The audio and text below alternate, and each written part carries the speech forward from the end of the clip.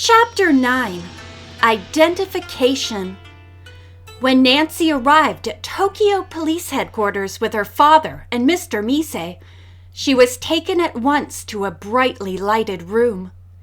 In the center of it stood a tall, three-sectioned Japanese screen. The young sleuth was told to sit down in a comfortable chair behind it.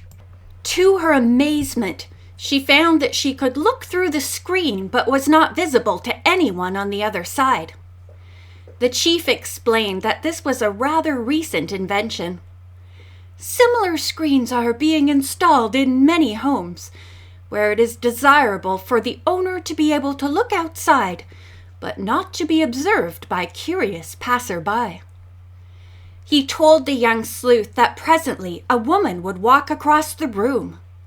Nancy was to observe her carefully and decide if she could identify her. "She will not give us her name or tell us where she is from," the officer explained.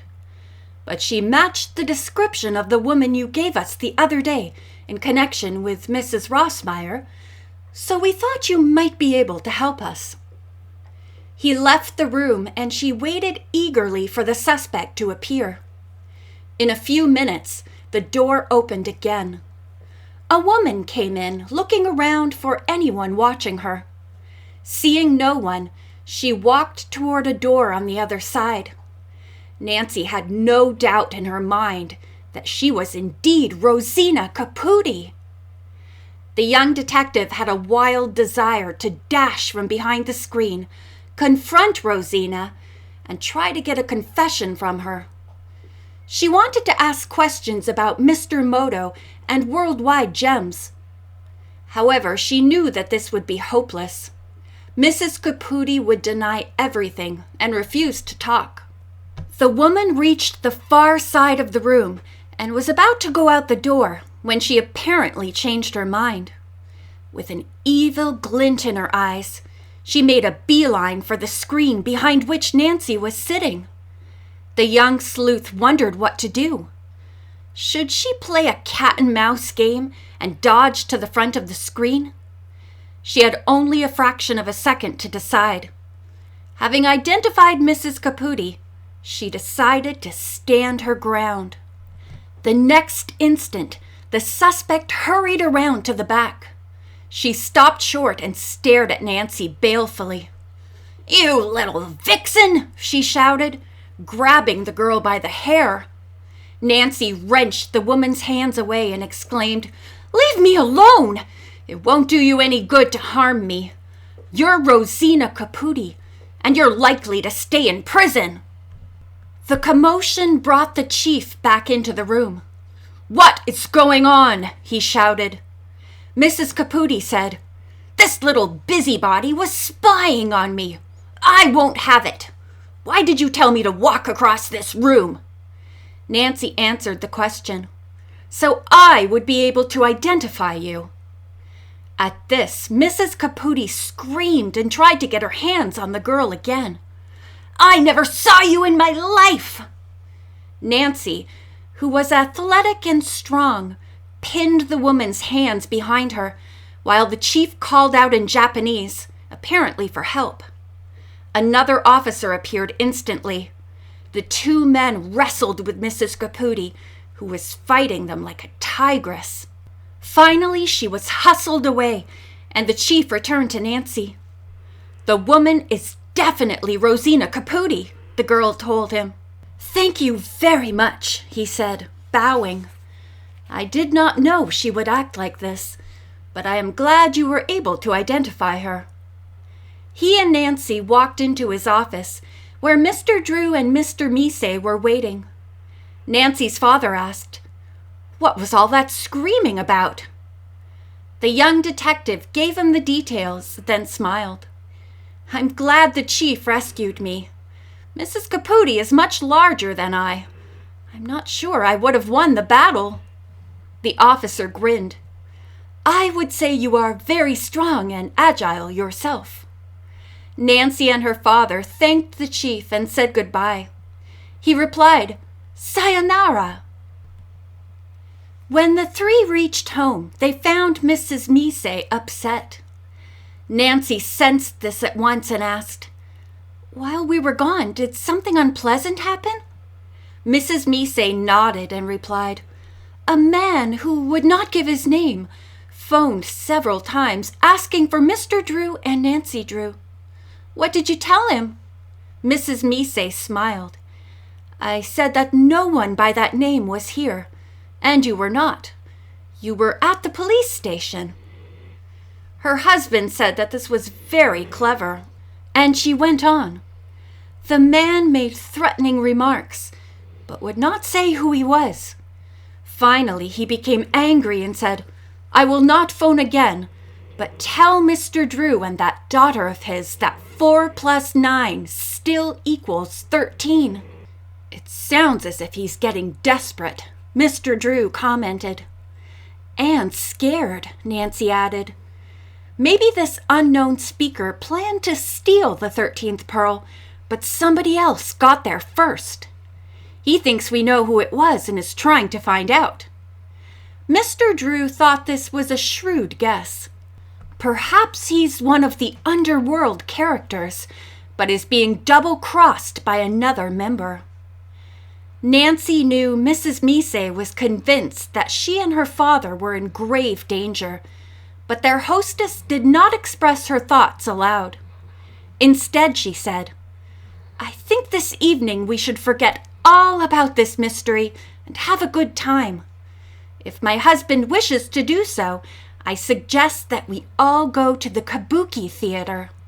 Nancy and her father were delighted with this idea. They had an early supper, then drove to the huge theater. When they took their seats, the Drews were amazed that many people were eating or walking down the aisles, even though the first play had already begun. To Nancy, this seemed very rude. Mr. Mise read her thoughts. "These plays are very old," he said, "and from childhood on, people get to know them.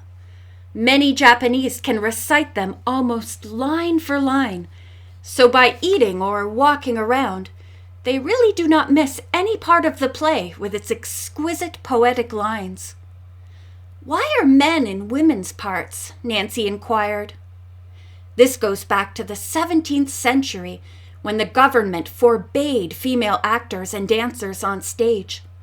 The men, as you can see, are heavily made up and whitened to resemble women. "And they speak in falsetto voices," Nancy added, then turned her attention to the play again. She noticed that when a husband and wife returned to their home, the man walked up to the door, took his sandals off with the toes heading toward the door, and walked in. His wife paused, turned around and removed her shoes, leaving them pointing outward. Nancy did not mention this until they were on their way home. Then she asked what it meant. Mrs. Mise told her that in ancient Japanese custom, the man was the sole owner of his house. Everyone else was a guest, even his wife.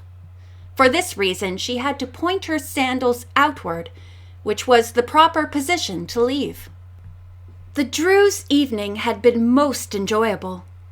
Before going to bed, Mrs. Mise offered their American friends tea. She appeared a few minutes later with a large tray. On it were the necessary utensils: a pot of steaming hot water, pottery tea bowls, a tea container, and a bamboo whisk and dipper. There was also a plate of delicious little bean and sugar cakes. Tea was brought to Japan from China in the 8th century, explained Mrs. Mise, while she spooned the green powder into the bowls. It was found to have consoling, calming, and soothing powers, and the masters of the Zen religion made a ritual out of its drinking. She spooned in just enough water to cover the bottom of the bowls. Then she whirled the whisk between her hands to make the mixture frothy before handing the bowls to the Drews. "This is the manner in which tea is prepared during the tea ceremony," Mrs. Mise went on. "Everyone sits on the floor on the backs of his heels, with toes crossed and knees together, and all bow low each time before eating or drinking. The hostess has carefully learned the skills of the ceremony in the form sanctified by a great tea master, and her movements are very precise. They drank the thick, opaque liquid. "This is good," Nancy said, "but it is slightly bitter." Mrs. Mise smiled. The tea ceremony involves deep, true friendship. It is said that love of all humanity is in the tea, not in coffee or any other drink, only in Japanese green tea. It is also guaranteed to help you sleep, in case you have any trouble, Mr. Mise added. But Nancy had no problem falling asleep. She had had a full and exciting day. She did not know how long she had been in bed when she heard her name called softly. At first, the girl was too sleepy to pay attention, but after "Nancy, Nancy, Nancy" was repeated several times, she became wide awake. "Who are you?" she asked. There was no answer to her question, but the speaker demanded, "Have the prisoner released from jail and go home." End of chapter 9.